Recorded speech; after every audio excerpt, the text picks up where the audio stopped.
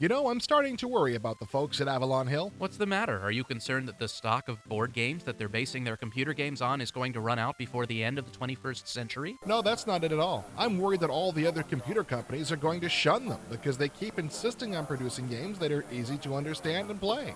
The latest example of this revolutionary approach towards game design is Fifth Fleet, a strategy game of modern naval combat that Avalon Hill designed in conjunction with Stanley Associates, a Washington, D.C. based consulting firm that's done business with all the branches of the armed forces. The opening is sort of flashy, a missile launch that lands on the horizon with all the appropriate sound effects, but the actual game itself is a lean, mean fighting machine. Based on an old Victory Games board game, yes, Victory Games was a subsidiary of Avalon Hill.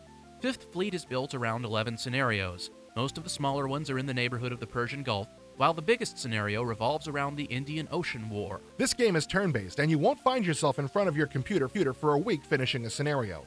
The shortest is 9 turns and the longest is 30.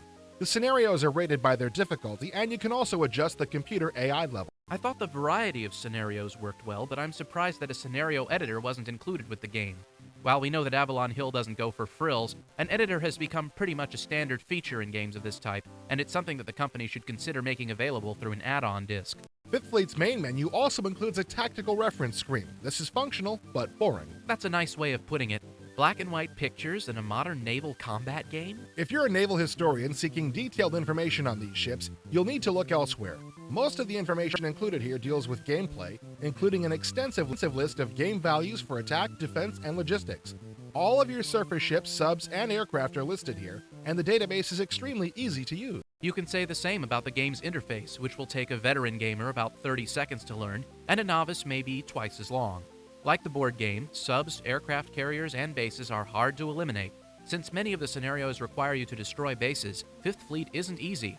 However, the scenarios are well balanced. Fifth Fleet also includes an email option which allows you to expand your pool of enemies. In what I think is a very nice touch, you get to reap the rewards of the designer's statistical analysis whenever you launch an attack. You see damage or kill probabilities whenever you select a target. As you bring more weapons to bear on the target, you can see the probability climb. Realism also reigns supreme in the area of logistics. Keep a close eye on your ammo and fuel when you're playing Fifth Fleet, because you have a limited supply of both. One unrealistic aspect of this game occurs during the enemy's turn. The screen goes blank and you can't keep track of your opponent's movement.